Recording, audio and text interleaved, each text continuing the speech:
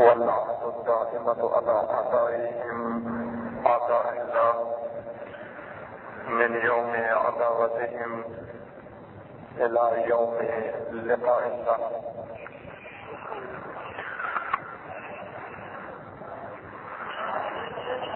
بہت ہی خوش قسمتی ہے ہماری کہ توفیق دی یہاں پر معتکفین حضرات کی خدمت میں یہاں پر حاضر ہوئے. ایک سعادت عظمیٰ خدا نے نصیب فرمائی ہے. انشاءاللہ خداوند تبارک و تعالیٰ آپ کی تمام عبادات اور طاعات قبول فرمائے.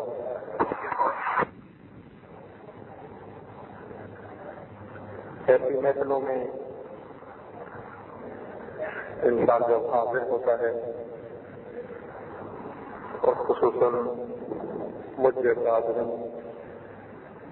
جس قسم کی توفیقات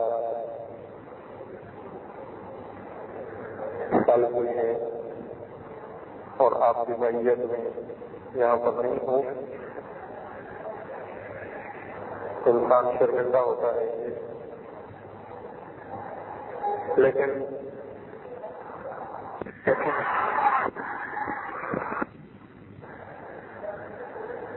اگر درخت کر لے تو بہت کچھ رکھا ہوتا ہے اور بجائے اس کے کہ انسان کچھ دینے آئے، حقیقت یہ ہے کہ آپ سے کچھ لینے آیا ہو، نہ کہ آپ کو کچھ دینے آیا ہو. اور اگر خداوند تبارک و تعالیٰ کا لطف و کرم شامل حال ہو اور آپ اپنی مخصوص دعاؤں میں جو رات کے وقت، سحر کے وقت، نماز کے بعد اور اپنے علم آنات اعتکاف میں بارگاہ خدا سے مانگتے ہیں، اگر وہ جیسے گناہ گار انسانوں کو بھی اپنی دعاؤں میں یاد رکھیں اور دعا میں خداوند تبارک و تعالیٰ سے مغفرت طلب کریں تو کوئی بعید نہیں ہے کہ خدا آپ کی ان دعاؤں کے بغیر مجھ جیسوں کو بھی معاف فرما دے.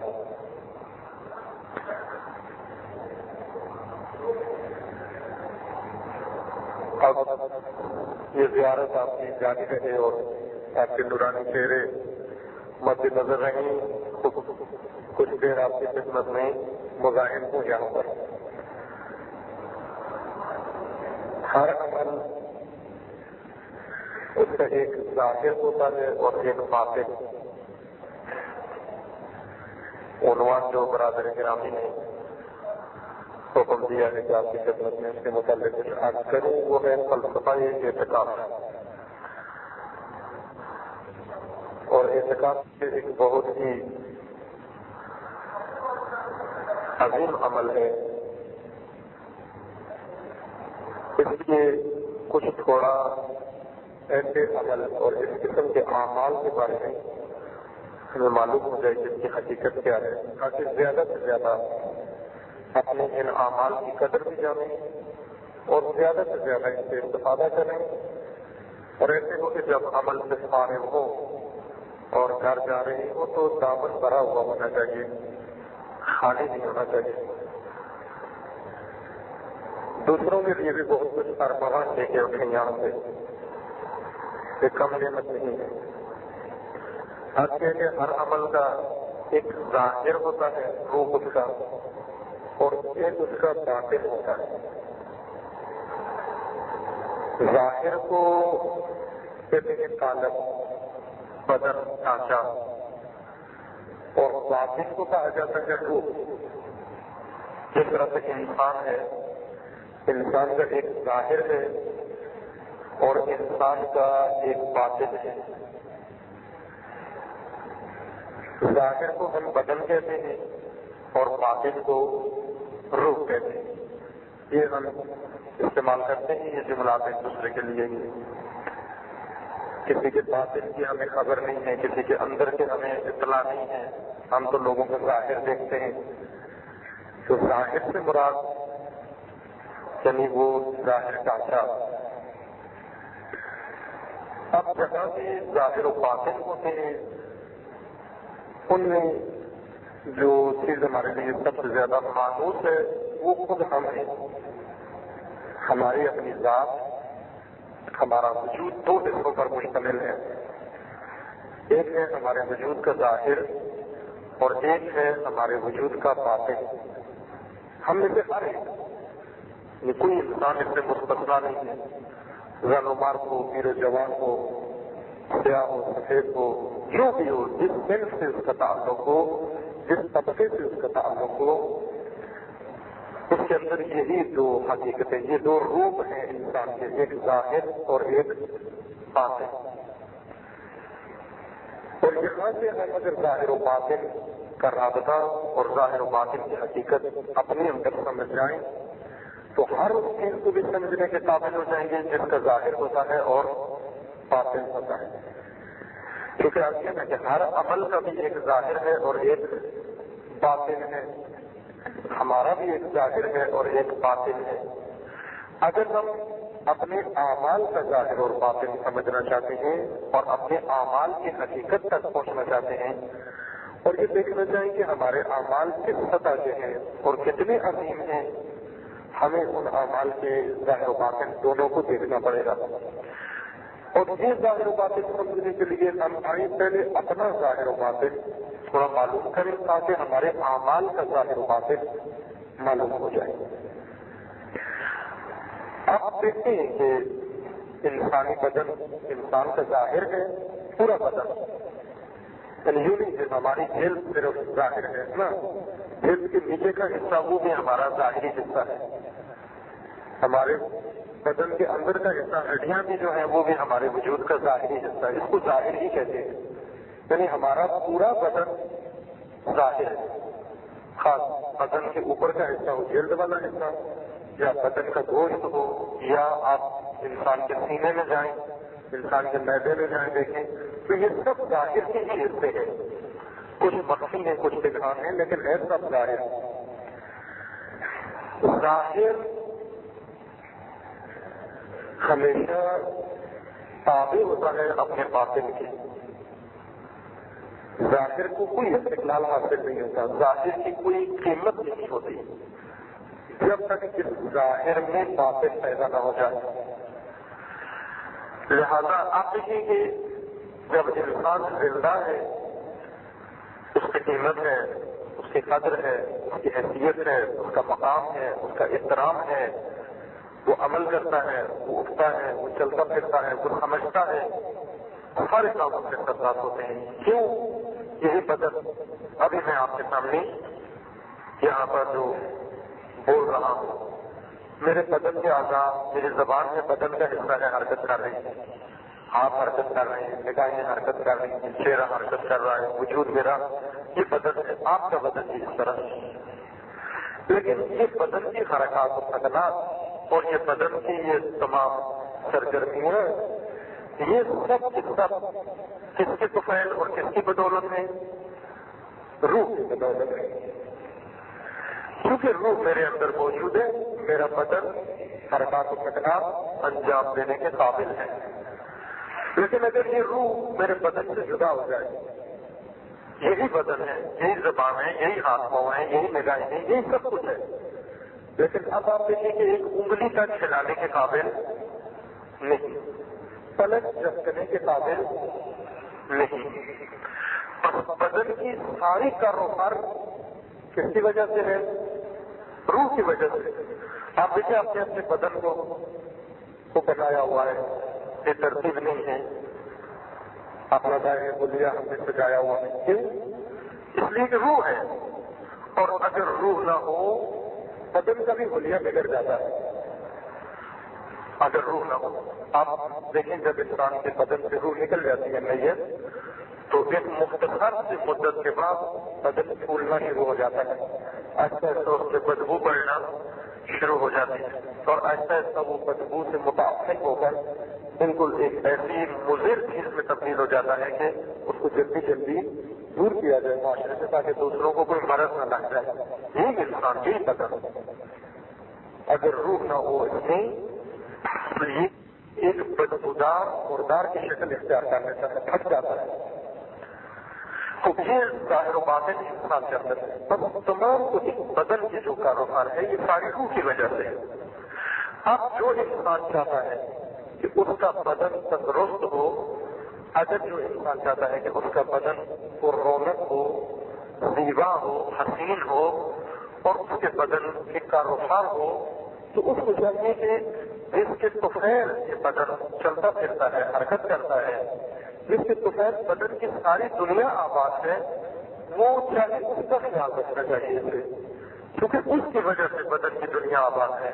اگر وہ نہ ہوا تو یہ بھی نہیں, یہ مردار میں تبدیل ہو جائے گا, یعنی روح.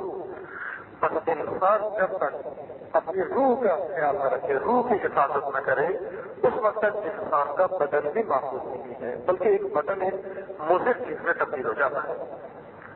کیونکہ ظاہر کا تمام دار و مدار باطن پر ہوتا ہے. باطن کا نام ہم نے رکھا ہے, روح رکھا ہے. اسی طرح عمل میں آ گیا. عمل بھی بالکل انسان کی مانند ہے. آپ کیوں نہ سمجھیں کہ ہمارے اعمال, مثلا آپ نماز پڑھتے ہیں, آپ روزہ رکھتے ہیں, آپ حج کرتے ہیں, آپ اعتکاف کرتے ہیں, آپ ایک فعل انجام دیتے ہیں, وہ فعل کوئی سا بھی ہو سکتا ہے. آپ بول رہے ہیں یہ بھی ایک عمل ہے, سن رہے ہیں یہ بھی ایک عمل ہے, دیکھ رہے ہیں یہ بھی ایک عمل ہے, سو رہے ہیں یہ بھی ایک عمل ہے, چل رہے ہیں یہ بھی ایک عمل ہے. آپ کے اعضاء و جوارح سے جو کچھ سرزد ہوتا ہے وہ سب کا سب آپ کا عمل ہے. اب جب کہ ہمارا عمل ہے تو عمل کا وجہ اور عمل بھی انسان کی مانند ہے, کیونکہ جس انسان سے یہ عمل سرزد ہوا ہے اس انسان کے دو حصے ہیں, ایک ظاہر اور ایک باطن, ایک بدن اور ایک روح. اسی طرح عمل انسان کا وہ بھی اسی طرح سے ایک اس عمل کا ظاہر ہے اور ایک اس عمل کا باطن ہے اور روح ہے. آپ دیکھیں کہ بدن کی حیات روح کی وجہ سے ہے, بدن کی رشد و نمو روح کی وجہ سے ہے, بدن کی حرکات و سکنات روح کی وجہ سے ہے, بدن پر جو آثار پڑتے ہیں وہ سب کے سب روح کی وجہ سے.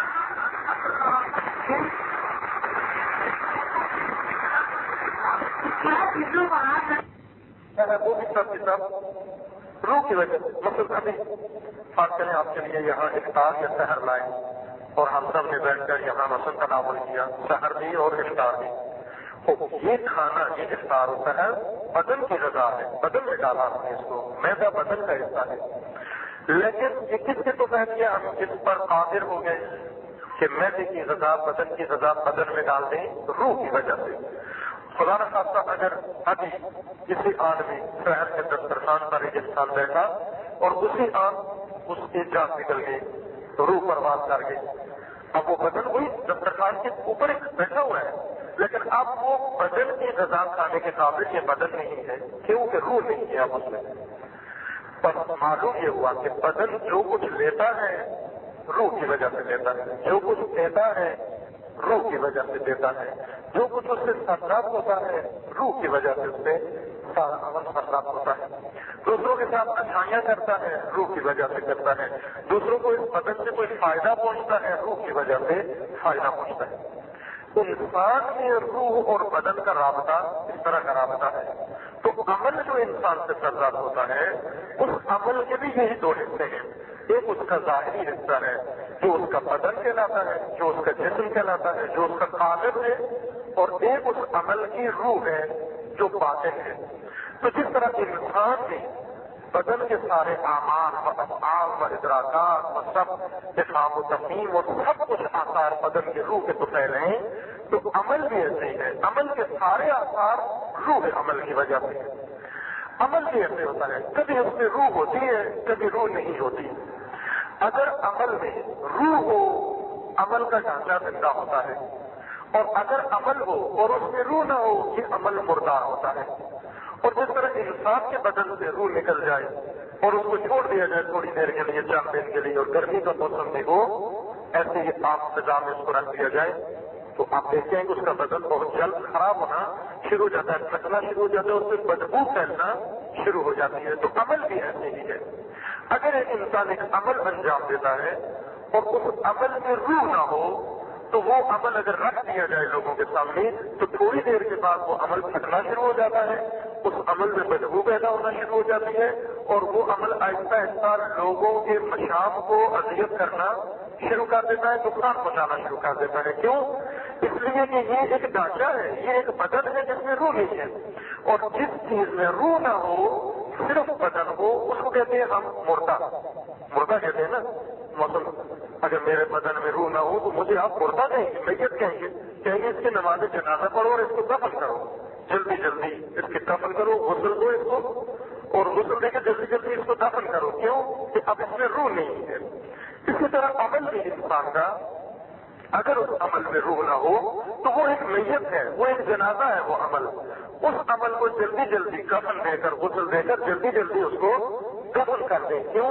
کہ اگر تھوڑی دیر اور رہا تو پھٹ جائے گا، تھوڑی دیر اگر یہ عمل بے روح اگر باقی رہا جس میں تعفن پھیل جائے گا، بدبو اس میں آ جائے گی اور یہ بدبو ہمسایوں کو، آس پاس والوں کو، ساتھیوں کو نقصان پہنچانا شروع کر دے گی۔ ایک بیماری، ایک وبا، ایک الجھن، ایک تکلیف، ایک اذیت دوسروں کے لیے یہ عمل پیدا کر دے گا۔ تو اس وجہ سے ضروری ہے کہ انسان اپنے اعمال کے ہر دو پہلوؤں کو نظر میں رکھے۔ جس طرح اپنی ذات ہے، ہم اپنی بدن پر ساری توجہ نہ دیں۔ مثلا اس وقت جو آپ اعتکاف میں آئے ہیں اور یہ جو روزے رکھ رہے ہیں تو ظاہر سی بات ہے کہ ماہ رمضان بدن کی پرورش کا مہینہ نہیں ہے بلکہ یہ روح کی پرورش کا مہینہ ہے، اور روزوں میں بھی پھر اعتکاف، یہ بھی عمل جو اعتکاف کا عمل ہے یہ بھی بدن کی پرورش کا عمل نہیں ہے۔ یہ تو ورزش کے لیے تو نہیں آیا ہم یہاں پر۔ لوگ جاتے ہیں کسی میدان میں جا کر ورزش کرتے ہیں، جمع ہو جاتے ہیں، رات کو کسی کلب میں چلے گئے، کسی گراؤنڈ میں چلے گئے، جا کر وہاں مختلف قسم کی ایکسرسائز کرتے ہیں تاکہ ان کا بدن بنے، یہ بدن کی تربیت ہے۔ لیکن جو اعتکاف میں آتا ہے، مسجد میں آ کر بیٹھ جاتا ہے اور چند دن کے لیے ہر چیز کو چھوڑ کر یہاں آ بیٹھتا ہے تو معلوم ہو کہ وہ بدن بنانے نہیں آیا بلکہ روح بنانے آیا ہے۔ تو جس طرح سے ہمیں اپنے روح کا اتنا خیال ہے کہ 30 دن پورے بدن کو ہم نے تکلیف دی، بھوکا رکھا، پیاسا رکھا اور اس کو آزار و اذیت دی، کیوں؟ تاکہ باطن ٹھیک ہو جائے، روح ٹھیک ہو جائے۔ بدن کی پرواہ نہیں ہے، کیونکہ بدن میں رونق اس وقت آئے گی جب روح کام کرنا شروع کر دے۔ روح کی زندگی ہوئی تو یہ بھی زندہ ہے، اگر روح زندہ نہ ہوئی تو یہ میرا بدن بھی کوئی فائدہ اس کا نہیں ہے۔ اسی طرح عمل بھی ہے پھر ہمارا۔ اب جب کہ ہم نے یہ عمل انجام دیا تو خود عمل بھی اسی طرح کا ہے، اس میں بھی ایک روح ہے اور ایک اس کا بدن ہے۔ تو ہمیں جس طرح ہم نے اعتکاف سے بیٹھ کر اور روزہ رکھ کے اور دوسرے نماز پڑھ کے اور دوسرے اعمال انجام دے کر یہ ہم نے ثابت کیا ہے کہ ہمیں روح کی اہمیت کا اندازہ ہے۔ ہم باطن کی طرف توجہ کر رہے ہیں، ہم ظاہر کی خاطر نہیں کر رہے بلکہ ظاہر کو ہم نے عذاب میں ڈالا ہوا ہے، ظاہر کو ہم نے بھوکا رکھا ہوا ہے، ظاہر کو ہم نے پیاسا رکھا ہوا ہے تاکہ باطن صاف ہو جائے، تاکہ روح کی تطہیر ہو جائے۔ تو عمل بھی ایسا ہے، عمل کا بھی ایک ظاہر ہے اور عمل کا ایک باطن ہے۔ اگر عمل میں وہ باطنی پہلو آ جائے اور وہ روح آ جائے تو عمل کا روح، عمل کی جو روح ہے وہ عمل کے ظاہر کو بہت ہی حسین و زیبا بنا دیتی ہے۔ عمل کی روح عمل کو ظاہر اور حسین و زیبا بنا دیتی ہے۔ جس طرح سے آپ کی روح نے آپ کو حسین شکل عطا کی ہے، یہ جو آپ کا حسین قیافہ ہے، چہرہ ہے، شیشے کے سامنے جاتے ہیں اور اپنے بالوں کو کنگھی کرتے ہیں اور آپ اپنے بنتے سنورتے ہیں تو کتنا خدا نے آپ کو حسین خوبصورت چہرہ آپ کو عطا کیا۔ تو آپ کو معلوم ہے کہ یہ کس کے رحیم ہے؟ یہ اس روح کے رحیم منت ہے، کیونکہ آپ کی روح ہے یہ تر و تازہ اور شاداب چہرہ ہے۔ اگر یہ روح نہ ہوئی یہ چہرہ پھٹ جائے گا، اسی سے خون نکلے گا، اسی سے بدبو نکلے گی، اسی سے تعفن نکلے گا جسے لوگ دیکھنا بھی پسند نہیں کریں گے، یہی چہرہ مست ہو جائے گا اگر روح نہ ہو. تو جب آئینے کے سامنے کھڑے ہوتے ہیں اور اپنے پررونق اور شاداب اور حسین اور زیبا چہرے پر جب ہماری نگاہ پڑتی ہے تو ہمیں سب سے پہلے کس کی طرف توجہ کرنی چاہیے؟ اس چیز کی طرف توجہ کرنی چاہیے جس کی وجہ سے یہ ساری شادابی ہے، جس کی وجہ سے یہ ساری رونق ہے. اگر وہ نہ ہوئی تو یہ چہرہ مست ہو جائے گا. اسی طرح جب ہم عمل میں مشغول ہیں تو ایک ہے عمل کا ظاہری چہرہ، اس کو خوب سنواریں آپ، اس کو خوب بنائیں آپ، اس کی آرائش کریں، اس کی تزئین کریں، لیکن ساتھ ساتھ توجہ رہے کہ عمل میں شادابی، عمل میں حسن، عمل میں خوبصورتی اور عمل میں زیبائی اس کی روح کی وجہ سے پیدا ہوتی ہے. عمل کا چہرہ جو سنورتا ہے، عمل کا چہرہ جو حسین بنتا ہے، خوبصورت و زیبا بن کر لوگوں کے سامنے آتا ہے اور اس عمل کو دیکھنے کو جی جاتا ہے اور اس عمل کے بارے میں بات کرنے کو جی جاتا ہے اور اس عمل میں رغبت جو پیدا ہوتی ہے. ایسے ہوتا ہے نا، آپ اپنا چہرہ دیکھتے نہیں تھکتے. آپ جب اپنا چہرہ دیکھنا شروع کریں تو دیکھتے ہی رہتے ہیں. اسی طرح اپنا عمل بھی ہے. تو عمل ایسی چیز ہے کہ اگر اس میں روح ہو تو اس کا چہرہ، عمل کا ظاہر اتنا حسین، زیبا اور شاداب بن جاتا ہے کہ انسان اس کو دیکھتے نہیں سکتا، اس کو کہتے نہیں سکتا، اس کو سنتے نہیں سکتا انسان. اگر عمل میں جان آ جائے، اگر عمل میں روح آ جائے. اب معلوم یہ ہوا کہ عمل کے دو حصے ہیں. بعض عمل اب ایسے ہوئے کہ جن میں روح نہیں ہے، بے جان قسم کے عمل ہیں، صرف ٹانکے ہیں. آپ کو معلوم ہے کہ جب انسان کے بدن سے روح نکل جائے تو بدن جس میں روح نہ ہو، بدن سے روح نکل جائے اس بدن کو ہم لاش کہتے ہیں. میت بھی کہتے ہیں نا، اور لاش کہتے ہیں اس کو. بھئی یہ لاش بنتی ہے بھائی. اسی طرح عمل بھی ہے. اگر عمل میں روح نہ ہو تو عمل نہیں ہے، یہ لاش ہے. یہ ایک میت ہے، یہ ایک جنازہ ہے، یہ ایک لاش ہے. ثابت چاہیے اس کے لیے، دفن چاہیے اس کے لیے، بالکل انسان کی طرح. اب روح عمل پر جب بات آ گئی کہ ہم لاش نہیں دیکھنا چاہتے اپنے عمل کی، بلکہ ایک زندہ اور حی اور با شاداب چہرہ دیکھنا چاہتے ہیں عمل کا، تو کوشش کریں اس عمل میں روح آ جائے. لیکن عمل کا ظاہر بھی سنوارنا ہے، یوں نہیں کہ ظاہر کی طرف توجہ نہ کریں. ظاہر عمل کس سے سنورتا ہے؟ احکام سے. ہر عمل کے احکام سے. مثلا وضو، ظاہر وضو ہے، وضو کو آپ سنواریں، چہرہ وضو کا خوبصورت وضو کریں، حسین زیبا وضو کریں، آرائش کریں وضو کی. کس طرح سے وضو کی آرائش ہوتی ہے؟ پانی پاک ہونا چاہیے، پانی مباح ہونا چاہیے، آپ کے ہاتھ پاؤں پاک ہونے چاہیے. پھر اس کے بعد آپ اس کو استعمال کریں. جہاں سے وضو شروع ہونا ہے بالکل وہیں سے شروع ہو. جہاں تک دھونا ہے چہرے کو وہیں تک دھلے. جہاں تک بازو شروع ہونا ہے دھلنا وہاں سے شروع ہو، اور جہاں تک اس کو دھونا ہے وہاں تک دھل جائے. کوئی چیز بیچ میں خشک نہ رہ جائے. یہ کیا ہے؟ بنو سنگار. یہ ظاہر ہے وضو کا، یہ حلیہ ہے، چہرہ ہے اس کا جو آپ سنوار رہے ہیں. اور دقت کے ساتھ کہ کسی جگہ منہ برابر اس میں کوئی خدشہ وارد نہ ہو، ورنہ ظاہر وضو کا خراب ہو جائے گا. جس طرح آپ آئینے کے سامنے جاتے ہیں تو کبھی ہوا ہے ایسے کہ آپ کی پیشانی پر ادھر کوئی لگی ہوئی ہو، کوئی چیز ایسی کثافت غلاظت ہو تو آپ کے چھوٹی سی ہے، پرواہ نہیں ہے، چلو لگی رہی ہے. کبھی بھی ہم ایسا نہیں ہے. لیکن چھوٹی سی منہ برابر غلاظت اگر ادھر لگی ہوئی ہو تو بھی راضی نہیں ہے، پھر بھی جا کر سوتے ہیں، اس کو امید نہیں ہونی چاہیے. اگر مجھے کوئی کہتے بھائی چھوڑو اس کو، کیا لگے ہوئے ہو اتنا یہ وسواس دکھانے میں، یہ چھوٹی سی تو ہے، کچھ رہنے دو. کہتے نہیں بھائی یہ چھوٹی سی غلاظت بھی میرے چہرے پر، اس سے میرے چہرے کا سارا ہو لیا اس نے خراب کیا. لوگ دیکھیں گے کیا کہیں گے یہ کیا چہرہ ہے اس کا. مجھے نظیف پاک ہونا چاہیے. لہذا وضو میں بھی جب آپ ظاہر وضو کو سنوارنا شروع کرتے ہیں تو بالکل چھوٹی سی منہ برابر چیز بھی وہاں پر آپ نہ رہنے دیں، خشک نہ رہنے دیں. کوئی اس میں حرام مخلوط نہ ہو، اس میں کوئی غصبی چیز مخلوط نہ ہو، برتن غصبی نہ ہو، پانی غصبی نہ ہو، جگہ غصبی نہ ہو. نیت کریں. یہ ساری چیزیں ہیں جس سے ظاہر وضو کا بن گیا. اگر ایک آدمی نے فقط انہی چیزوں کو دیکھ کر وضو کر لیا، ظاہر تو خوب بن گیا، یعنی وضو کا بدن بڑھا دیا اس نے، وضو کا ڈھانچہ بن گیا. لیکن آیا یہ ایک زندہ وضو ہے؟ وضو تو آپ کرتے ہیں بدن کی صفائی کے لیے تو نہیں کرتے. صفائی اور چیز ہے، طہارت اور چیز ہے. یہ تو ضرورت ہے نا. صفائی آپ اگر چاہے حمام میں اور جا کر آپ شیمپو کے ساتھ نہا کے آئیں، اس وقت بدن زیادہ صاف ہوتا ہے، یا جب ہم وضو کرتے ہیں اس وقت بدن زیادہ صاف ہوتا ہے؟ جب ہم حمام میں نہا کے نکلتے ہیں تو بدن زیادہ صاف ہوتا ہے، لیکن اس نہانے کے بعد، اس دھلائی کے بعد ہم نماز نہیں پڑھ سکتے۔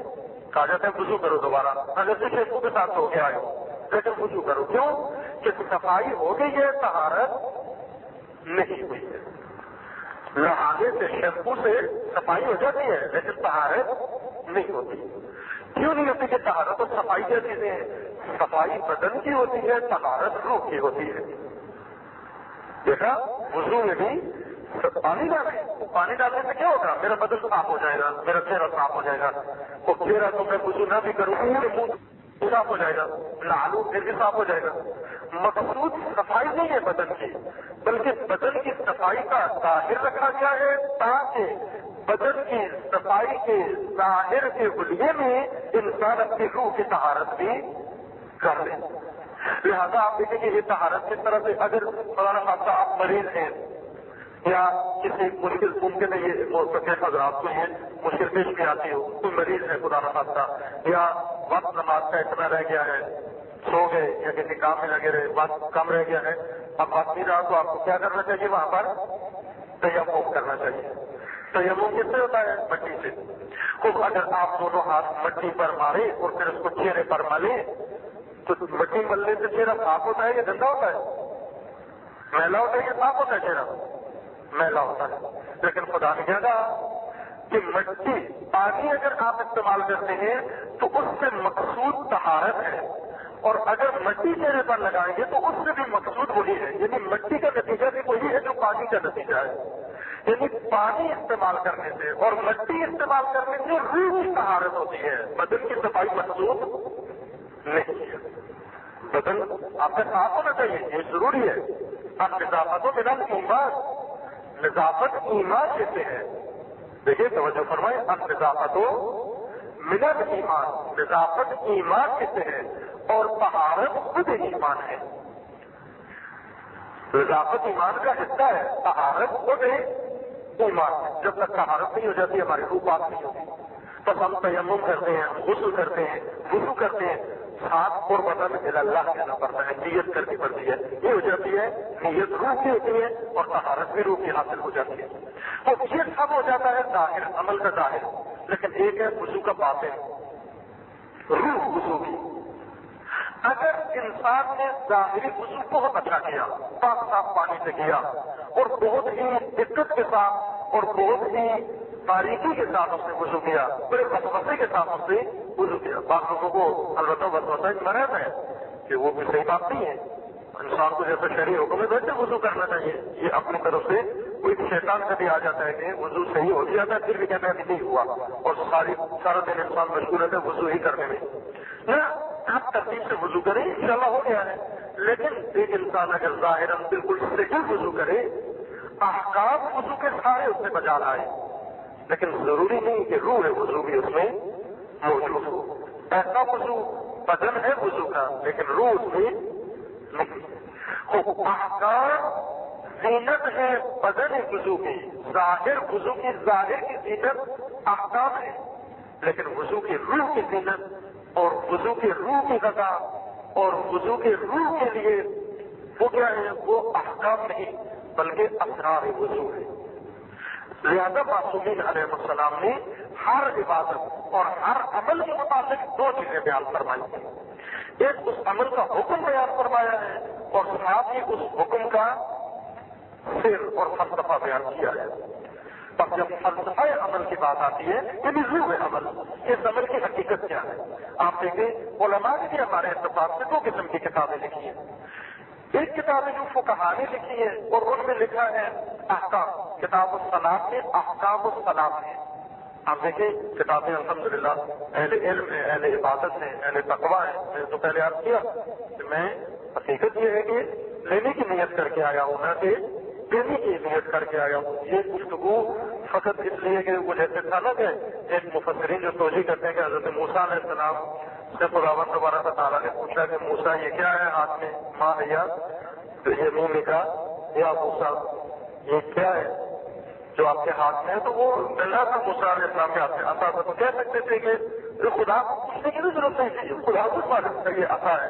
موسیٰ ایک پہلا تو جواب دے رہے خدایا یہ عصا ہے میرا, بس بات تمام. لیکن حضرت موسیٰ نے لمبی داستان چھیڑ دی. کیا فرمایا؟ کہا کہ یہ میرا عصا ہے, میں اس کے سہارے چلتا ہوں, میں اس سے بیڑے چراتا ہوں, میں اس سے فلاں درختوں کو جھاڑتا ہوں, میں اس سے ٹہنیاں نیچے کھینچتا ہوں, میں اس سے پانی ہو تو اس کے سہارے سے عبور کرتا ہوں, میں اس میں بدنی دفاع کرتا ہوں. میں موسیٰ علیہ السلام نے عصا کے فائدے بتانا شروع کر دیے. کیوں؟ آپ مفسرین کہتے ہیں کہ یہ موسیٰ نے کیوں داستان طویل کر دی؟ وہ ایک جملہ کہہ دیتے یہ میرا ڈنڈا ہے, میں اس کے ذریعے سے یہ کام کرتا ہوں. تو وہ لکھتے ہیں اس لیے کہ موسیٰ یہ نہیں چاہتے تھے کہ یہ سلسلہ کلام کا ٹوٹ جائے. خدا کے ساتھ بات ہو رہی ہے تو جتنی لمبی ہو اتنی ہی بہتر ہے. تو ان قدسیوں کی محفل میں یہاں پر بات جتنی لمبی کی جائے اتنی ہی بہتر ہے, فائدہ اس میں, ورنہ کوئی آپ کو کچھ عطا کرنا وہ مقصود نہیں ہے. غرض یہ ہے کہ روح وضو میں اور روح عمل میں احکام زینت ظاہر عمل ہے اور اسرار زینت روح عمل ہے. لہذا ائمہ نے دو حصوں میں نماز کے متعلق بیانات فرمائے ہیں. ایک حصہ احکام الصلاۃ ہے اور ایک حصہ اسرار الصلاۃ ہے. ایک حصہ احکام صوم ہے اور ایک حصہ اسرار صوم ہے. ایک حصہ احکام حج ہے اور ایک حصہ اسرار حج ہے. ایک حصہ احکام عبادات, ایک حصہ اسرار عبادات. علماء نے جو کتابیں تعلیم کی ہیں اور لکھی ہیں وہ اسی دو عنوان سے لکھی ہیں. بعض فقہا نے احکام حج لکھے ہیں اور انہی فقہا نے اسرار حج بھی لکھے ہیں. بعض فقہا نے احکام الصلاۃ لکھے ہیں, انہی فقہا کے ساتھ دوسری کتاب لکھ کر دوسرے چیپٹر لکھ کر اس میں اسرار الصلاۃ لکھے ہیں اور اس میں اسرار صوم اور اس میں اسرار زکات اور اس میں اسرار غسل اسرار وضو. اور یہ بھی ایک بات ہے کہ افسوس کے ساتھ کہنا چاہیے کہ ہمیں بہت کم بتائے جاتے ہیں. یعنی پہلے تو ہمیں تو احکام بھی بہت کم بتائے جاتے ہیں متاثرہ نے یہاں پر. اب جا تو نہیں کہہ سکتا, میں مراد کی محفل نہیں ہے یہاں تو الحمدللہ بہت ہی بہتر صورتحال ہے اس سوسائٹی میں جو میں نے دیکھا ہے. لیکن دوسری جگہوں پر دیکھیں تو مومنون کی بھی عادت نہیں ہے جو یہاں ہے کہ اتنی آگہی ان کو احکام سے نہیں ہے. آپ اگر دوسرے علاقوں میں وہ ہوگا اتفاق آپ کو صحیح وضو کرنا بھی لوگ نہیں جانتے. یہ بہت ہی افسوس کی بات ہے. صحیح ان کو نہیں معلوم, صحیح نماز پڑھنا نہیں جانتے, صحیح غسل کرنا نہیں جانتے, معمولی احکام بھی نہیں معلوم. لیکن جہاں پر احکام بیان کیے گئے ہیں وہاں پر وہ اسرار کم از کم نہیں بتائے جاتے. اور چونکہ اسرار نہیں بتائے جاتے ہمارے اعمال میں ظاہر کی زینت آ جاتی ہے لیکن وہ اعمال میں روح پیدا ہم سے نہیں ہوتی. کس سوال کرتے ہیں میں نماز پڑھتا ہوں میری توجہ ادھر ادھر چلی جاتی ہے. تو بات یہ ہے کہ میں احکام تو سارے پورے کر رہا ہوں نماز کے. نیت کی, تکبیرۃ الاحرام کی, فاتحہ پڑھی, اس کے بعد سورہ پڑھی, اس کے بعد رکوع کیا, اس کے بعد میں سجدے میں گیا, ذکر سجدہ پڑھا, سب کچھ پڑھا. لیکن اس کے باوجود یعنی یہ بھی کرتا کیا دکان کا حساب بھی سارا کیا ساتھ ہی وہیں پر بیٹھ کر دونوں کام کیا. اب یہ کیسے ہوا کہ یہ نماز ہے بھائی خدا کی بارگاہ میں ہو, آپ نے تمام سورہ فاتحہ بھی پڑھی, ساتھ دکان کا حساب بھی کیا, تو یہ کیسے ہو سکتا ہے؟ اس وجہ سے کہ یہ نماز ہے, احکام اس میں مکمل ہے لیکن روح اس میں موجود نہیں ہے. تو ایسی نماز کا ایک اثر میں نے کہا تھا نا کہ بدن انسان کے بدن کے آثار ہیں. بدن کے آثار کیا ہے؟ بدن کے آثار ہے کہ وہ حرکت کرتا ہے, فائدہ پہنچاتا ہے, کچھ لیتا ہے, کچھ دیتا ہے. یہ بدن کا بھی کام کرتا ہے جب اس میں روح. نماز کے بھی کچھ اعضاء و جوارح ہیں, نماز کچھ دیتی بھی ہے اور کچھ لیتی بھی ہے. لیکن کب؟ جب نماز میں روح موجود ہو. نماز کے آثار میں سے ایک اثر یہ ہے کہ الصلاۃ تنہی عن الفحشاء والمنکر. ایک اثر نماز کا کہ نماز نمازی کو کیا دیتی ہے؟ نماز نمازی کو روکتی ہے فحشاء اور منکر سے.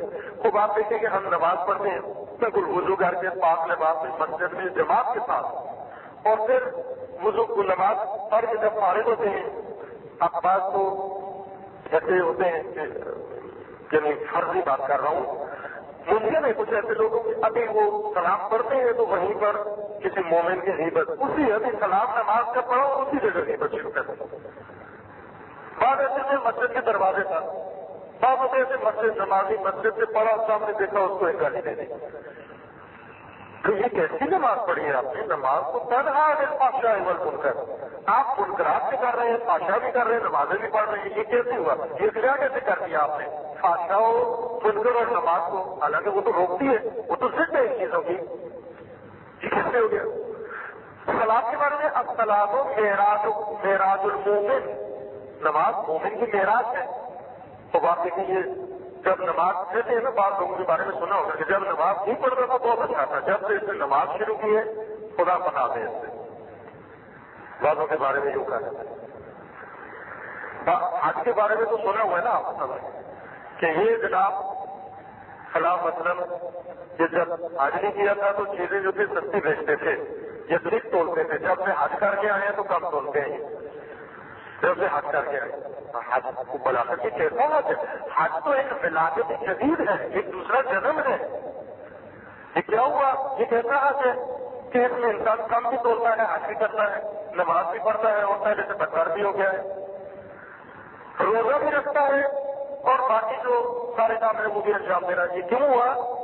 اس وجہ سے کہ جس عمل میں روح نہ ہو، جس عمل میں روح نہ ہو وہ لاش ہے، وہ میت ہے، وہ جنازہ ہے. کیوں یہ اعمال یعنی حج بھی ہے اور کم تولنا بھی ہے، نماز بھی ہے اور غیبت بھی ہے، بدگوئی بھی ہے، سوزان بھی ہے، اور سب کچھ ہے اس میں. کیوں؟ اس لیے کہ یہ نماز نہیں بلکہ نماز کی لاش ہے. یعنی کچھ اور دین بھی ایسے ہیں، یعنی دین بھی ایسے ہے کیونکہ دین کا بھی ایک ظاہر ہے اور ایک روح دین ہے. افراد لوگ دیکھیں کہ انہوں نے دین تو لے لیا، دین پر عمل کرتے ہیں، خاص دین پر عمل کرتے ہیں، یعنی کسی جگہ بھی دینی عمل میں پیچھے نہیں ہوتے. وہ ہمیشہ نماز کو فٹافٹ نماز پڑھیں گے، روزہ رکھیں گے، افطار کریں گے، سحر کریں گے، حج کریں گے، سارے اعمال انجام دیتے ہیں. لیکن اس کے ساتھ ساتھ آپ دیکھیں کہ ساری کی ساری خرابیاں بھی انہیں کی وجہ سے پیدا کی گئی. تو آپ دیکھیں تاریخ بڑی بڑی ہے. سب سے بڑا نمونہ اس کا کربلا میں آپ دیکھیں کہ جن لوگوں نے یہ ظلم کیا ان میں سے بہت سارے باجواب نماز پڑھتے تھے وہی امام علیہ السلام کے سامنے. ادھر امام حسین علیہ السلام نماز قائم کرتے تھے اور ادھر وہ جماعت کھڑی ہوتی تھی. عمر صاحب بھی امام جماعت کا ہوتا اور وہ وقت کے ساتھ اول وقت میں نماز پڑھتے تھے. وہ بھی صبح کے تلاوت. یہ کیسا دین تھا؟ وہ بھی تو دین تھا نا. تو اس دین میں روح نہیں تھی، اور جس کے بدن میں روح نہ ہو، ہم نے کیا کہا کہ اس کو لاش کہتے ہیں، اس کو جنازہ کہتے ہیں. بعض لوگ دین کی لاش کندھوں پر رکھ کر پھر رہے ہیں، دین کا جنازہ سروں پہ اٹھایا ہوا ہے. دین نہیں ہے یہ دین کی لاش ہے نا. کوئی سے ڈاکٹر پوچھا سے پوچھا دین اسلام لگایا ہوا ہے. دین اگر ہے تو دین اپنے اثر کیوں نہیں دکھا رہا؟ اسلام اگر ہے اس کے اثر کیوں نہیں ہے؟ تو اگر کسی آدمی سے پوچھو کہ بھائی یہ تابوت میں جو انسان پڑا ہوا ہے یہ بولتا کیوں نہیں؟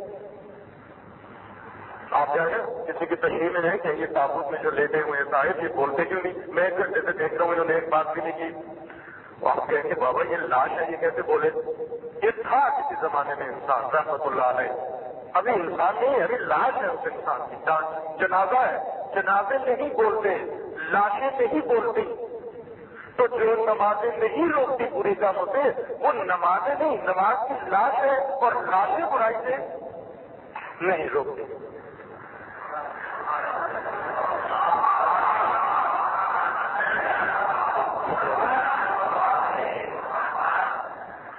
ریت لوگوں نے دین بنایا ہوا.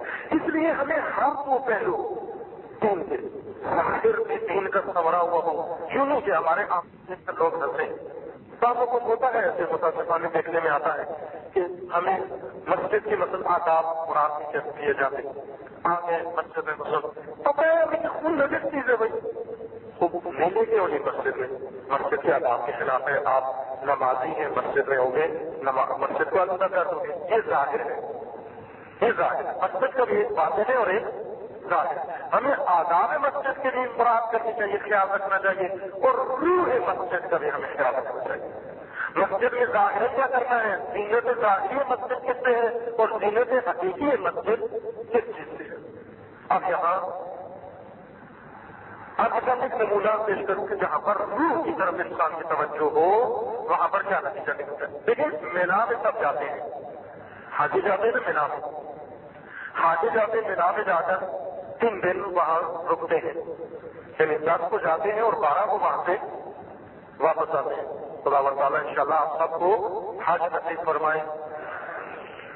خوب وہاں پر جاتے ہیں آپ, عید قربان کے دن آپ جائیں گے مینا میں, پھر اس کے بعد مینا کے بہت سارے اعمال ہیں. سب سے بڑا عمل مینا کے نام سے پہچانا جاتا ہے, 2 عمل ہیں, ایک ہے شیطان کو کنکریاں مارنا اور ایک ہے قربانی. یہ لوگ جاتے جا کر قربانی کرتے ہیں مینا میں.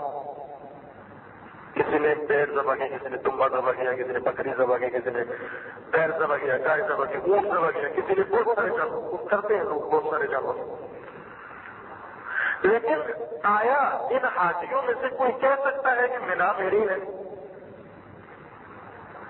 کہہ سکتا ہے میں جس کو ایک بکری ذبح کر کے آیا ہوں, اس کے بعد یہ سرزمین مینا میری ہو گئی ہے؟ کہہ سکتا ہے کوئی؟ نہیں کہہ سکتا. لیکن آپ کو تاریخ میں ایک ایسا انسان ملے گا جو کہہ رہا ہے کہ مینا میری ہے. حضرت سید سجاد علیہ السلام.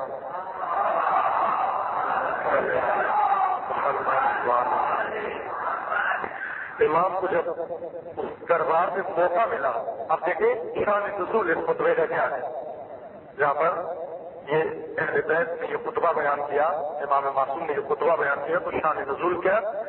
اب اس جیسا ماحول نہیں تھا.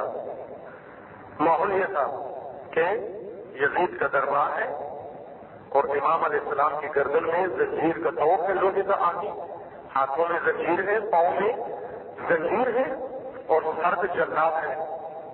اور منظر یہ ہے کہ ہر 2 طرف اغیار, اجنبی, نامحرم, اور اسی میں نبی زادیاں اور علی کی بیٹیاں اور فاطمہ کی بیٹیاں بھی کھڑی ہوئی ہیں وہاں پر. یہ شان نزول ہے اس خطبے کا. کون امام؟ وہ امام جو کربلا میں 72 جنازے خاک پہ ریت پہ چھوڑ کے آیا ہے, دفن بھی نہیں کر سکے. وہ امام ایسی حالت میں خطبہ بیان کر رہے ہیں. اگر ہم ہوتے تو کیا کرتے؟ ہم تو روتے رہتے ہوئے, روتے رہتے شہداء کے لیے. لیکن جب امام کو موقع ملا تو امام نے یہ نہیں کہا کہ ہمیں بولا تو ہم جنازے دفن کرنا چاہتے ہیں, یہ بھی نہیں کہا کہ ہمیں مطلب پردے کا انتظام کرو نا, بلکہ کیا کہا؟ اسی طرح بازار کوفہ میں جو خطبہ دیا اس میں بھی کہا, کیا کہا؟ اس خطیب کو روک کر کہا کہ تم مجھے جانتے, جو مجھے جانتے ہیں وہ جانتے ہیں اور جو نہیں جانتے وہ سنیں, میں کون ہوں؟ ادا تم مکہ کا وہ منا, میں مکہ کا بیٹا ہوں اور منا کا فرزند ہوں. انا صفا والمروہ, میں صفا اور مروہ کا فرزند ہوں. انا زمزم, میں زمزم کا بیٹا ہوں, میں فرزند زمزم ہوں. میں کعبہ کا بیٹا ہوں, میں بیت اللہ کا بیٹا ہوں. انا تو حرم, میں حرم الہی کا بیٹا ہوں. یہ کیسے کہا ایک شخص نے؟ آپ منا کے بیٹے کیسے ہو گئے؟ آپ عرفہ کے بیٹے کیسے ہو گئے؟ آپ صفا و مروہ کے بیٹے کیسے ہو گئے؟ آپ تو حسین ابن علی کے بیٹے ہیں, یہ کیسے تعارف کروا رہے ہیں آپ؟ لیکن انوکھا تعارف نہیں ہے. کیا کہا لوگوں کو کہ جو مجھے جانتے ہیں تو جانتے ہیں, جو نہیں جانتے وہ سن لیں کہ میں منا کا بیٹا ہوں, میں عرفہ کا بیٹا ہوں, میں زمزم کا بیٹا ہوں, میں صفا و مروہ کا بیٹا ہوں. سنی ہوئے نا یہ جملے, آپ پڑھی بھی ہیں یہ جملے. تو یہ انوکھا تعارف نہیں ہے, عجیب تعارف نہیں ہے, یہ اپنا تعارف کروا رہے ہیں. نہ انوکھا نہیں ہے, بہت ہی فائدے کی بات ہے. وجہ یہ ہے کہ جیسا قرآن میں کچھ بھی حکم ہے اور آپ بھی سمجھتے ہیں کہ جو زمینیں مردہ ہوتی ہیں, زمینوں کی 2 قسمیں ہوتی ہیں, بنجر زمینیں اور قائل زمینیں, زرخیز زمینیں. بنجر زمینوں کا شرعی حکم یہ ہوتا ہے کہ وہ حکومت کا مال ہوتا ہے, امام اور حاکم کا مال ہوتا ہے, اور جو بھی بنجر زمین کو جا کر آباد کر دے وہ زمین اسی کی ہو جاتی ہے نا. ایسے جو بھی بنجر زمین کو آباد کر دے وہ زمین اسی کی ہوتی ہے.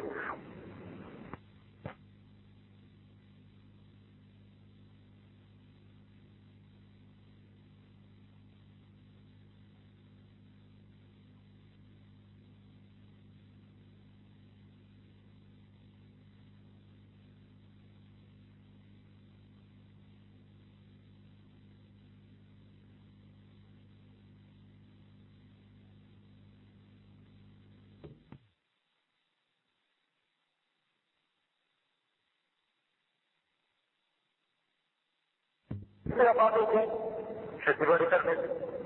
اور اگر آپ کے یہاں ایک ایسی زمین ہے جہاں تجارت ہونی چاہیے تھی, منڈی ہے مثلاً, منڈی غیر آباد ہو گئی, اب منڈی کو آباد کرنا ہے, کیسے آباد ہوگی؟ وہاں پر سودا طلب دیکھنے اسی سے ہوگی نا. منڈی تو کھیتی باڑی سے آباد نہیں ہوتی. کھیتی باڑی کی زمین میں کھیتی باڑی کرے تو آباد ہو جاتی ہے, منڈی میں سودا طلب بیچے تو آباد ہو جاتی ہے. مارکیٹ اگر غیر آباد ہے اس کو آباد کریں, اس میں دکانیں بنائیں, اس میں تجارت سے مارکیٹ آباد ہو جاتی ہے. اگر کھیل کا ایک میدان ہو غیر آباد, اس کو آباد کیا جائے, کیسے آباد ہوتا ہے؟ کھیلنے سے آباد ہو جاتا ہے. اگر ایک مسجد غیر آباد ہو, اس مسجد کو اگر جا کر آباد کریں, کس سے مسجد آباد ہوگی؟ نماز پڑھنے سے, جماعت پڑھنے سے, اعتکاف بیٹھنے سے. وہاں پر تمام اپنے مسلمین اپنے سارے مراسم و عبادات و مناسب مسجد میں جا کر جب انجام دے تو مسجد ہو جائے گی آباد, ورنہ مسجد غیر آباد ہے. اور اسی سرزمینوں میں سے ایک سرزمین ہے مینا کی. مینا بھی ایک سرزمین ہے. امام علیہ السلام, امام حسین علیہ السلام آپ کو معلوم ہے کہ 8 ذی الحجہ کو مکہ سے روانہ ہو گئے, یعنی جس دن حج کرنے کا دن تھا اس دن امام علیہ السلام مکہ سے باہر چلے گئے. تعجب کیا لوگوں نے کہ یہ تو آج حج کرنے کا دن ہے, امام باہر کیوں چلے گئے؟ امام علیہ السلام نے کیا کہا؟ فرمایا کہ یہ غیر آباد زمین ہے اور اس پر جو حج ہوگا وہ حج بھی غیر آباد حج ہے. پہلے اس زمین کو آباد کرنے کی ضرورت ہے اور پھر اس آباد زمین پر حج کی ضرورت ہے. وہ زمین بھی آباد ہو جائے گی اور وہ حج بھی آباد ہو جائے گا. تو آپ مجھے یہ بتائیں کہ مینا کی سرزمین کس کی سرزمین ہے؟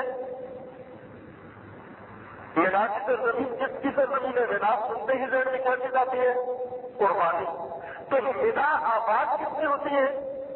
قربانی سے ہوتی ہے, لیکن نہ بھیڑ بکری کی قربانی سے بلکہ اپنی جان کی قربانی سے. انسان کے شوق سے مینا آباد ہوتی ہے. امام حسین علیہ السلام نے مینا کو آباد کیا. جب امام حسین علیہ السلام نے مینا کو آباد کیا تو اس خون کا وارث اور ہو گئی سید السجاد. اس سید السجاد نے کہا کہ بنجر مینا کو میں نے آباد کیا ہے اور جو بنجر زمینیں آباد کریں وہ زمینیں انہیں کی کچھ ہیں. اس وجہ سے میں مینا کا بیٹا ہوں, میں عرفہ کا بیٹا ہوں, میں زمزم کا بیٹا ہوں, میں صفا و مروہ کا بیٹا ہوں. یہ زمینیں ہماری ہیں, ہم نے آباد کی ہیں. جو لوگ حج کرتے تھے سارے احکام کے ساتھ حج کرتے تھے, یعنی یوں نہیں کہ ذرا سی غلطی ہوتی تھی کفارہ دیتے تھے. احکام میں جہاں بھی غلطی ہوتی تھی کفارہ دیتے تھے. لیکن امام حسین علیہ السلام نے کہا کہ بنجر حج ہے, یہ بنجر مینا ہے, یہاں حج کی نوبت نہیں ہے, اس کو پہلے آباد کرو, زرخیز بناؤ. جب یہ آباد ہو جائے پھر اس میں حج کرو. اس حج میں روح بھی ہوگی اور اس حج میں بدن بھی ہوگا. ورنہ اگر غیر آباد کے نام پہ جا کر اگر تم نے حج کیا تو وہ حج نہیں ہوگا بلکہ حج کی لاش ہوگی, وہ حج کا جنازہ ہوگا اور وہ تابوت تمہارے سفر میں ہوگا. تم حج کر کے پہلے سے زیادہ بدتار ہو جاؤ گے. پہلے اگر صحیح طور پہ حج کر کے کم توڑنا شروع کر دو گے. کیوں؟ بنجر زمینوں کے حج ایسے ہوتے ہیں. معلوم یہ ہوا کہ کچھ اسرار ہیں, کچھ فلسفہ ہے ان عبادات کا اور کچھ روح ہے ان عبادات کی. جتنا احکام میں توجہ ہے اس سے کہیں زیادہ توجہ کر کیا ہونی چاہیے. یعنی احکام, اگر احکام میں سے کسی جگہ خلل آ گیا, عمل غلط, زیادہ ہی خراب ہو گیا, روح کا تو نوبت نہیں جائے گی. جنہوں کے احکام کی طرف بھی اتنا ہی نہیں کرتی, بھی توجہ ہی نہیں کرتی. کسی احکام سیکھیں, ہر عبادت ہے, لیکن جب احکام سیکھ لیے, عبادت کا ظاہر سنوار لیا اور سنوارنے کے قابل ہو گئے, اب ہماری اس بات کی ہے کہ ہمیں اس عمل کے روح کی طرف توجہ کرنا چاہیے. اب آتے ہیں ہم اپنے اس عمل کی طرف. اگر یہ بات طویل ہے اور میں اگر مجھ سے پوچھے تو بات جاری رہے, لیکن آپ چونکہ اعمال بھی اپنے انجام دیے, عبادت میں مشغول ہیں, پھر خستہ بھی ہیں, تھکے ہوئے بھی ہیں. اب اہل عبادت کو تھکانا بھی اچھی بات نہیں ہے. ان سے مختصر کر کے اب آتے ہیں اپنے عمل کی طرف. یہ عمل جو اس وقت آپ انجام دے رہے ہیں اور ہم آپ کی زیارت کے توشہ لینے کے لیے آئے ہیں. آپ کے عمل سے اپنے آپ کو مسکر کے متبرک کرنے کے لیے آئیں گے. لیکن یہ عمل بھی ایسی ہے، اس عمل کا بھی ایک ظاہر ہے اور ایک باطن ہے اور ایک اس کی روح ہے، اعتقاد ہے.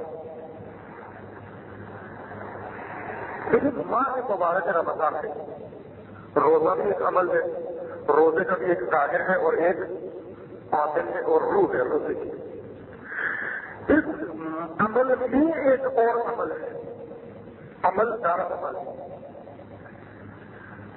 یہ کہنا کہ روزہ اور روزے کے دوران اعتکاف ہے، یہ دو عمل ہو جاتا ہے. عمل مقدس روزہ، اس کے اندر ایک اور عمل. خود یہ عمل کیوں ہے؟ یہ کس لیے ہے؟ اس لیے کہ خداوند تبارک و تعالیٰ نے ماہ مبارک رمضان میں انسان کو کہا کہ روزہ رکھو. البتہ روزہ ایک واجب ماہ رمضان میں ہے، ورنہ روزہ مخصوص نہیں ہے ماہ رمضان کے ساتھ. آپ سال کے 2-3 دنوں کو چھوڑ کر باقی ہر دن روزہ رکھ سکتے ہیں. عید فطر کو نہیں رکھ سکتے، عید قربان کو نہیں رکھ سکتے اور عاشور کو. ان 3 دنوں کو چھوڑ کر باقی پورا سال روزہ رکھ سکتے ہیں، کیونکہ ان 3 دنوں میں روزہ حرام ہے. البتہ عاشور میں تو بعض کے نزدیک مکروہ ہے، بعض کے نزدیک حرام ہے، لیکن نہیں رکھنا چاہیے کیونکہ اگر سے مستحب ہے، اگر مستحب بھی لکھا ہے، لیکن چونکہ بنو امیہ اس دن خوشی کا روزہ رکھتے تھے، اس لیے مومنین کو نہیں ہے شاید نشان کہ وہ اس دن کا روزہ رکھیں. کھائیں بھی نہیں، عجیب بات یہ ہے، عاشور کے دن کھانا بھی نہیں ہے، روزہ بھی نہیں رکھنا ہے، یعنی فاقے سے رہیں، نہ کھائیں نہ پیئیں کچھ اس دن، لیکن روزہ بھی نہ رکھیں کیونکہ وہ ایک سنت ہے بنو امیہ کی اور ہم اس پر عمل نہیں کرنا چاہتے. ہم بیزار ہیں بنو امیہ کے عمل سے، لعنت اللہ علیہم اجمعین. ماہ مبارک رمضان کیا کرے روزے میں؟ دیکھیے خدا نے کیا کہا کہ حرام کام تو آپ پہلے ہی نہیں کرتے تھے، مومن حرام چیزیں تو کھاتے ہی تھے پہلے، نہ حرام مشروب پیتے تھے نہ حرام غذا کھاتے تھے. حرام تو اپنے روزے کی ضرورت شعبان میں بھی حرام نہیں کھاتے تھے، رجب میں بھی حرام نہیں کھاتے تھے. یہ رمضان آگے کیا ہو گیا؟ رمضان میں خداوند تبارک و تعالیٰ نے کیا کہا کہ حلال بھی نہ کھاؤ.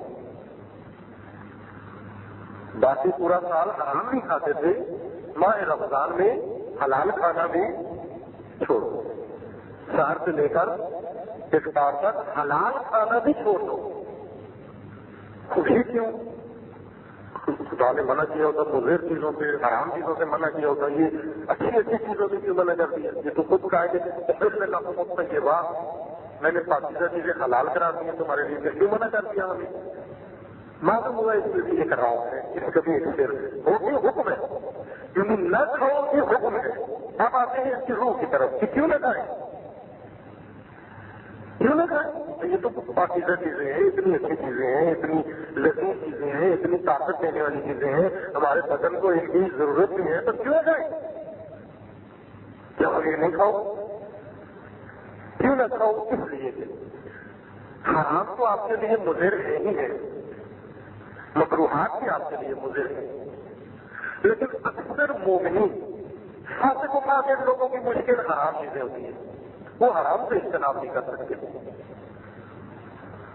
فاسق و فاجر لوگ اور گناہگار مومن وہ مکروہات ان کی مشکل ہے، مکروہات سے اجتناب نہیں کر سکتے.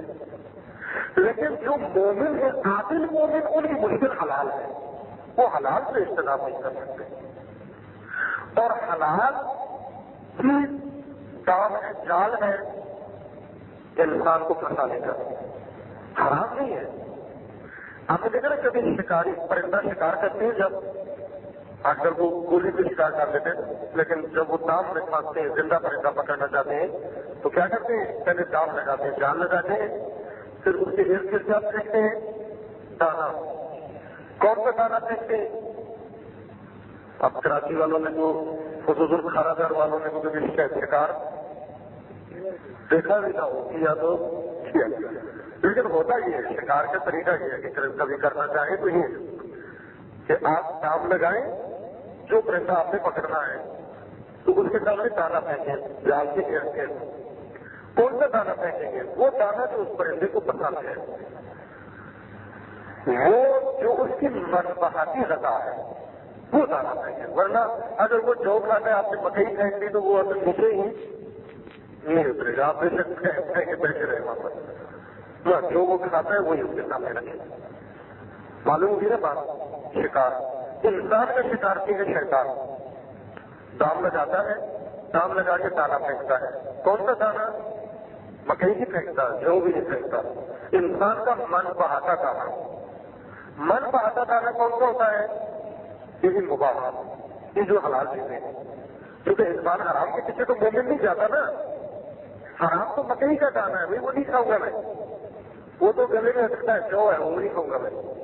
پھر کون سا دانا؟ وہی جو انسان کی پسندیدہ غذا ہے وہی پھینکتا ہے اس کے سامنے. حلال کی غذا، پاک اور پاکیزہ حلال. یہ حلال چگنے جاتا ہے، حلال کے بعد ایک اور حلال پھینکتا ہے. ایک حلال چگ لیا، پھر دوسرا دانا، پھر تیسرا، پھر چوتھا، اور پانچواں دانا حلال کا وہاں چگتا ہے جہاں پر دام لگا ہوا ہے. اور وہ دانا اپنے منہ میں پڑا نہیں تھا کہ انسان دام میں پھنس جاتا ہے، پھر سے لاتا ہے. انسان میں وہ پہلا نہ کھاتا، اب یہ نہیں کہتا کہ یہ آخری نہ کھاتا، بلکہ کہتے ہیں کہ کاش میں وہ پہلا دانا، اصل میں دیکھتا ہی نہ اس کی طرف، اترتا ہی نہ اس کام سے. لیکن اب وقت گزر چکا ہے. تو اب اس انسان کو نجات نہیں ہے. کس طرح سے نجات دیں؟ اس انسان کو یہ نہ کہیں کہ جال کے اندر پڑے ہوئے دانے کو نہ کھاؤ. جس کو کہتے ہیں کہ جال کے باہر جو پڑا ہوا ہے اس کو بھی نہ کھاؤ. کیوں کہ اس کو کھاؤ گے تو پھر اگلا بھی چک جاؤ گے، اگلا نہیں، اور چکتے چکتے پھر دام سے پھنس جاؤ گے. لہذا اپنے آپ کو حرام سے تو بچایا ہی ہوا ہے، مکروہ سے تو بچایا ہی ہوا ہے. اب ماہ رمضان میں حلال سے بچانے کی بھی مشق کر لو. حلال کے دانے چگنے سے بھی اجتناب کی مشق کر لو، تاکہ کہیں حلال پڑا ہوا ہو تو للچائی ہوئی نظروں سے اس کو نہ دیکھو. معلوم یہ ہوا کہ مومن کے پاؤں میں جو زنجیر ہے وہ حرام کی نہیں، مکروہ کی بھی نہیں، بلکہ حلال زنجیر بن کر مومن کو روکے ہوئے. خدا نے حرام سے کہا کہ حرام کہہ کر چھوڑ دو اس کو، ترک کرو، مکروہ کو بھی ترک کرو. ماہ رمضان میں کہا کہ سال میں 30 دن کم از کم حلال سے بھی اجتناب کرو. سارے حلال کی چیزوں سے اجتناب کر دیا. اجتناب کر کے کیا کرو؟ وہی طہارت روح کی خبر لو، کچھ اپنے باطن کی خبر لو. اس لیے آپ مناجات شعبانیہ میں جو بہت ہی باعظمت دعا ہے مناجات شعبانیہ اس میں مفاتیح الجنان میں ہے.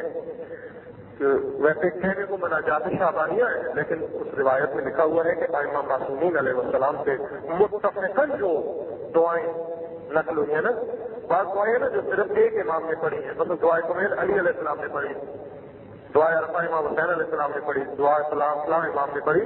لیکن بعض ایسی دعائیں تھیں کہ جو 14 کے 14 معصومین نے پڑھی ہے، ان میں سے یہی مناجات شعبانیہ ہے.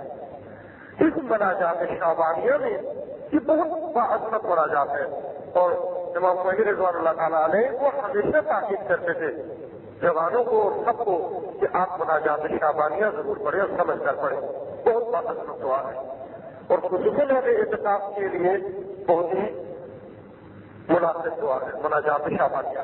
نام شعبانیہ ہے لیکن پورے سال جب بھی آمادہ ہے وہ تو آپ پڑھیں، اس کے کوئی وقت کی کوئی قید نہیں ہے، ہمیشہ پڑھیں مناجات شعبانیہ. ایک جملہ مناجات شعبانیہ کا یہ ہے، رب حبلی کمال الانقطاع الیک.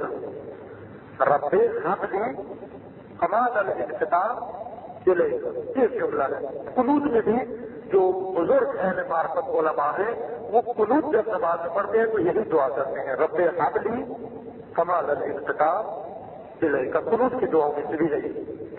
معنی کیا ہے اس جملے کے؟ کس پروردگارا؟ رب اے میرے پروردگار، حبلی مجھے عطا کر، ہبہ کر. حبلی ہبہ کر، مجھے کیا چیز ہبہ کر؟ کمال الانقطاع الیک، یعنی میرا ناطا ہر چیز سے توڑ دے اور میری ساری توجہ اپنی ذات کی طرف مبذول فرما. ہر چیز سے میرا ناطا توڑ دے، حتیٰ مجھ سے میرا ناطا توڑ دے. مجھ سے میری توجہ کو ہٹا دے، ہر وہ چیز جو تیرے علاوہ ہے میں اس سے آنکھیں بند کر دوں، کوشش کر دوں اور صرف تیری ذات میری نظر میں رہے۔ یہ دعا ہے، ایک جملہ بنا جانے کا بانیہ تھا۔ اسی سے آپ سمجھ رہے ہوں گے کیوں چاہتا یہ دعا کیوں پڑی۔ رب حاضری سوال الانقطاع اس کمال انقطاع انسان کو اس طرح سے نہیں حاصل ہوتا۔ کمال انقطاع کے لیے انسان کو ایک طولانی سفر کرنا پڑتا ہے کہ ہر چیز سے انسان دستبردار ہو جائے اور فقط اللہ کے لیے ہو جائے۔ وہی جملہ جو امام حسین علیہ السلام نے وقت شہادت بیان فرمایا، آخری جملہ آپ کے مولا کا یہ تھا، الہی رضا بقضائک تسلیما لامرک لا شریک لک یا رب۔ یہ آخری جملہ تھا حضرت کا کہ ہے میرے پروردگار میں تیری رضا پر راضی ہوں، تیرے امر کے سامنے میں تسلیم ہوں، کوئی شریک نہیں ہے تیرا، اے میرے پروردگار۔ یہ ہے رب قابل کمال علیہ انقطاع الیک۔ میں ہر چیز کو چھوڑ کر جا رہا ہوں، ہر چیز کو، نہ صرف گھر چھوڑا ہے، نہ صرف اپنی اولاد چھوڑی ہے، نہ صرف عزت و آبرو و ناموس چھوڑی ہے، نہ صرف جان چھوڑی ہے، سب کچھ تیری راہ میں چھوڑ کر دستبردار ہو چکا ہوں، فقط تیری ذات کے لیے، فقط تیری ذات کے لیے۔ یہ انقطاع اگر انسان میں آ جائے، یعنی ہر چیز سے توجہ ہٹ کے صرف خدا کی طرف چلی جائے، یہ ہے مقصود خدا کا کہ ماہ رمضان میں حرام تو ویسے بھی چھوڑا پڑتا، حلال کو بھی چھوڑ دو۔ کیوں کہ یہ حلال بھی خدا نہیں بلکہ غیر خدا ہے۔ حلال خدا نہیں ہے، حرام تو ہے ہی نہیں ہے خدا، حلال بھی خدا، رزق حرام کا ہو تو بھی خدا نہیں ہے، حلال کا ہو تو بھی خدا نہیں ہے، ثروت حرام کی ہو تو بھی خدا نہیں ہے، حلال کی ہو تو بھی خدا نہیں ہے ثروت۔ تب کیا کرو، اس حلال سے بھی ہاتھ اٹھا کے اور کم از کم ان 30 دنوں میں اپنے آپ کو ایسا بناؤ کہ ہر چیز سے دستبردار ہونے کا چاہیے، ہر چیز سے دستبردار ہونے کا انداز۔ تو آپ نے اول ماہ رمضان سے شروع کر دی مشق، رکھ سے شروع کی ایکسرسائز، سگریٹ پیتے سے چھوڑ دیے، کھانا کھاتے سے چھوڑ دیا اور پان کھاتے سے چھوڑ دیا، بہت سارے کام کرتے تھے ہم، پانی پیتے سے چھوڑ دیا، دودھ پیتے سے چھوڑ دیا، شربت پیتے سے چھوڑ دیا، اور بہت کچھ کھاتے تھے، دن بھر کھاتے رہتے تھے، چھوڑ دیا، سب کچھ چھوڑ دیا۔ ماہ رمضان کا آخری اشرا آ گیا، آگے آخری اشرا تو معلوم ہوا کہ چھوڑنے کے نتیجے میں، حلال چھوڑنے کے نتیجے میں کچھ نہ کچھ اثر پیدا ہو گیا ہے۔ اب مشکل نہیں ہے تمہارے لیے، حلال چیزیں چھوڑی، لیکن کیا کرتے تھے، پاپا پھر بھی کرتے تھے، رابطے پھر بھی رکھتے تھے، نوکری میں پھر بھی جاتے تھے، رشتے داروں سے پھر بھی ملتے تھے، بیوی بچوں کے ساتھ پھر بھی بیٹھتے تھے، اخبار پھر بھی پڑھتے تھے، دنیا کے کام پھر بھی کرتے تھے۔ معلوم ہوا کہ ان 20 دنوں میں خدا نے آدھی دنیا ہم سے آدھے دن کے لیے چھڑوا دی۔ توجہ فرما رہے ہیں نا، آدھی دنیا، آدھے حلال دنیا، نہ حرام، حرام تو ویسے بھی چھوٹی ہوئی ہے، آدھی حلال دنیا آدھے دن کے لیے 30 دن ہم سے چھڑوا دی اور ہم نے بھی چھوڑ دی۔ خدا نے دیکھ لیا کہ یہ اب ہمارا ہے، اب کیا کروں، اب اس کو کہوں کہ رمضان کے اب کو نہیں، واجب نہیں کرا دیا، کیونکہ معلوم ہے کہ بعضوں نے صرف آٹا کھانا ہے، روزہ نہیں رکھنا۔ کیوں؟ سردیوں کا روزہ رکھ کے بھی شور مچائے ہوئے، ہائے روزہ وائے روزہ، ہائے روزہ وائے روزہ۔ کوئی سردی کا روزہ ہے، نہ پیاس ہے، نہ بھوک ہے، یہ کیا روزہ ہے؟ لیکن اس نے بھی روزہ لگایا ہوا ہے، غصے میں ہے، غضب میں ہے، بیوی کو مار رہا ہے، بچوں برتن توڑ رہا ہے، گالیاں دے رہے ہیں سب کو، کیوں جیتتا ہے؟ روزے میں ہے۔ عجب روزہ ہے۔ معلوم ہوا کہ سب نا، وہ صرف بھوک ہے، وہ صرف کھاتا ہے، بھوک ہڑتال ہے، اس کو سزا ہے، روزہ نہیں ہے، وہ انقطاع نہیں ہے۔ لیکن بات اور جیتا انگوش شما جنہوں نے واقع جان بوجھ کر مدد کر سکتے تھے کہ یہ نہ کام نہ کرے، لیکن خوشنودی خدا کے لیے، رضائے خدا کے لیے، توجہ ذات خدا کے لیے انہوں نے خوشی استقبال کیا ماہ رمضان کا۔ الحمدللہ کہ ماہ رمضان آیا ہے۔ کیوں؟ اس لیے کہ ہم آدھے دن کے لیے آدھی دنیا کو خدا کے لیے چھوڑ دیں گے. اور جب آدھے دن کے لیے آدھی دنیا 20 دن چھوڑی, خدا نے کہا کہ اب اس قابل ہو گئے وہ کہ 24 گھنٹے پوری دنیا چھوڑ دو. پورے دن کے لیے پوری دنیا چھوڑ دو اور آ کر مسجد میں متحد ہو جاؤ. یہ آسان کام نہیں ہے. پورے دن کے لیے 24 گھنٹوں کے لیے پوری دنیا چھوڑ دو. پہلے صرف حلال کھانا نہیں کھاتے تھے, لیکن حلال باتیں کرتے تھے, حلال نگاہیں کرتے تھے, حلال نیند سوتے تھے, حلال نوکری کرتے تھے, حلال رفت و آمد کرتے تھے, سارے کام کرتے تھے. خدا نے کہا کہ وہ بھی چھوڑ دو. کون؟ جو ان 20 دنوں میں تیار ہو گئے, جن کو دنیا چھوڑنے میں کوئی مشکل پیش نہیں ہے, جنہوں نے آئے روزہ وائے روزہ نہیں کیا. آؤ خوشی خوشی چل کے آؤ, کہاں؟ میرے گھر میں آ کر بیٹھو, میرے مہمان ہو, میرے مہمان ہو. میزبان خدا ہے اور قرآن دسترخوان ہے, عجب مہمانی ہے. القرآن و ماجبۃ اللہ. میزبان خدا ہے, مہمان روزہ دار ہے. اور روزہ دار نہ بھوک والا نا, وہ جتنی دنیا سے آپ اٹھایا ہوا ہے, دنیا سے دستبردار انسان اللہ کا مہمان ہے. اللہ نے اس کے لیے دسترخوان بچھا دیا. دسترخوان ہے, قرآن بچھا دیا. کہا کہ یہ لوگ یہ پاک و پاکیزہ تمہاری روح کر رہے تھے. جتنی توفیق ہوتی ہے اس عشرے میں 3 دن 6 دن اور 10 دن, جتنی توفیق ہوتی ہے بیٹھو. کیوں کہ اگر 3 دن اللہ کے لیے 24 گھنٹوں میں پوری دنیا اگر تم نے چھوڑ دی تو معلوم یہ ہوا کہ 24 سال بھی اللہ کے لیے پوری دنیا چھوڑ سکتے ہو. کہ تمہارے 3 دن بتاتے ہیں کہ تم ہمیشہ کے لیے بھی یہ کام کر سکتے ہو. وہی کام جو کربلا والوں نے کہا جب امام حسین علیہ السلام نے شب عاشور چراغ بجایا, کہا اٹھ کے چلے جاؤ. انصار نے اٹھ کے کہا کہ یہ تو ایک جان ہے جو ایک مرتبہ سچ پہ کہ ختم ہو جائے گی, لیکن اگر خدا 1000 مرتبہ کٹنے کے بعد پھر زندہ کرے پھر آپ کی راہ میں شہید ہو جائیں گے.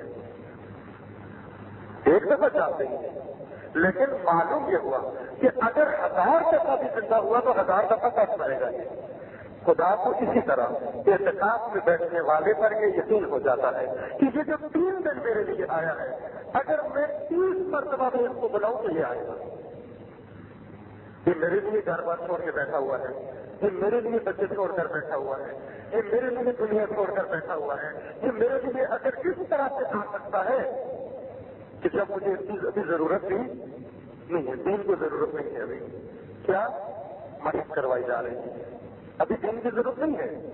ابھی لیکن فوج کو کچھ عرصہ ایکسرسائز کروائی جاتی ہے تاکہ جنگ کے اس روز مبادہ کے لیے ان کی مہارت جنگی باقی رہے, ایسے لوگ سست ہو جائیں. پتہ ہے نا ایسے فوج کی مشینیں جو ہوتی ہیں ان سے پوچھے تو یہ کیوں خرچہ کروا رہے ہیں, کیوں تھکا رہے ہو ان جوانوں کو, وہ کہیں گے یہ تھکا نہیں رہے بلکہ یہ ان کی مہارت کو باقی رکھ رہے ہیں کہ اگر کسی دن ہمیں ضرورت پڑ گئی تو ایسا نہ ہو کہ یہ بھول چکے ہوں. اسی طرح اللہ نے کیا کہا کہ آؤ میری خاطر آؤ. انقطاع 3 دن کا انقطاع کامل سب کچھ چھوڑ کے میرے لیے جب آ بیٹھو تو جب عام دنوں میں, معمول کے دنوں میں, خوشی کے دنوں میں, امن کے دنوں میں تم میرے لیے آ جاتے ہو تو جب میرے دین کو ضرورت پڑے گی تو یہ ضرور اٹھا رہا ہے. آج تو صرف بیوی بچے 3 دن کے لیے چھوڑ کر آئیں گے, گھر 3 دن کے لیے چھوڑ کر آئیں گے, لیکن اس سے یہ معلوم ہو جاتا ہے کہ اگر ایک مرتبہ دین کو ان کی ضرورت پڑ گئی تو یہ اپنی جان سے بھی دستبردار ہو جائیں گے اور خدا کی راہ میں قربانی دیں گے. اور ایک مرتبہ نہیں بلکہ اگر 1000 مرتبہ میں ان کی ضرورت پڑے تو پھر یہ دین کے لیے قربانی دیں گے. حضرت حجت اجل اللہ تعالیٰ فرج شریف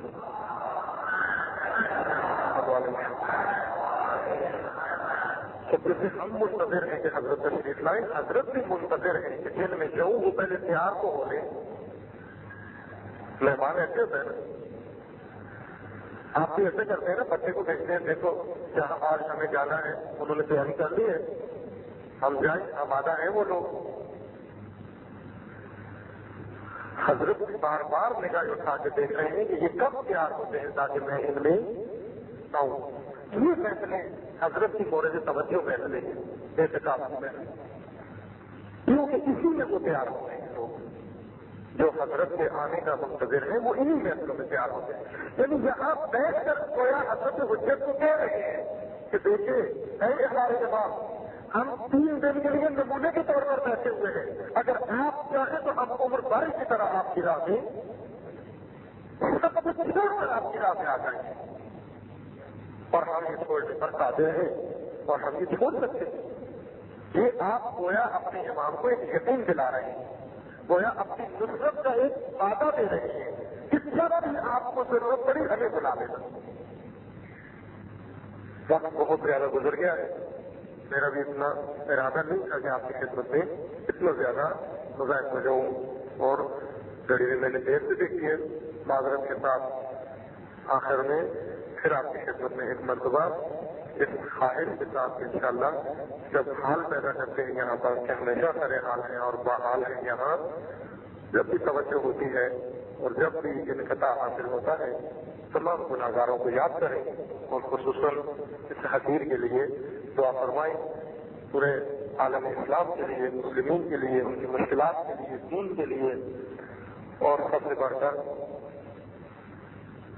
مذہبی حقہ کے لیے، تشیعوں کے لیے، اور وہ منبع و مرکز جن کے طفیل آبرو تشیع ہے اور بقائے تشیع ہے، اس کے لیے انشاءاللہ خداوند تبارک و تعالیٰ آپ کی تمام عبادات و طاعات کو قبول فرمائے.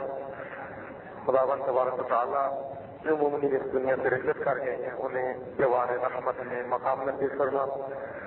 خداوند بحق محمد و آل محمد جو لوگ مریض ہیں، بیمار ہیں، اسپتالوں میں یا گھروں میں انہیں شفاء کاملہ عطا فرما. بحق محمد و آل محمد جو کسی مصیبت و مشکل میں گرفتار ہیں، خداوند ان کی تمام پریشانیوں کو دور فرما. جو مومنین بھی اولاد ہیں انہیں نیک و صالح اولاد نصیب فرما. جو بے روزگار ہیں انہیں رزق حلال عطا فرما. جو مقروض ہیں خداوند بحق محمد و آل محمد اپنے خزائن خیریہ سے ان کے سارے کاروں ادا فرما. خداوند بحق محمد و آل محمد ہمیں اس دنیا میں قرآن و فطرت کے ترامین کو سمجھنے کی توفیق عطا فرما، سمجھ کر اس پر عمل کرنے کی توفیق عطا فرما. بحق محمد و آل محمد ہمیں اس دنیا میں محبت اہل بیت نصیب فرما، موت کے وقت نصرت اہل بیت نصیب فرما، موت کے بعد ہمیں شفاعت اہل بیت نصیب فرما. خداوند بحق محمد و آل محمد اپنے ولی حق حضرت حجت اجل اللہ تعالیٰ فرجہ شریف کا جلد از جلد ظہور فرما. ہمیں اپنے انصار و اعوان میں چلنے کی توفیق عطا فرما. آخر میں ایک مرتبہ تمام مرحومین کے لیے، شہداء کے لیے اور مراجع اعظام علماء کرام جو اس دنیا سے رحلت کر گئے ہیں، مخصوصاً حضرت امام خمینی رضوان اللہ تعالیٰ علیہ کے لیے، اور سید الشہداء پاکستان حجت الاسلام والمسلمین حضرت علامہ سید عارف حسین حسینی رضوان اللہ تعالیٰ علیہ کے لیے ایک مرتبہ سورہ فاتحہ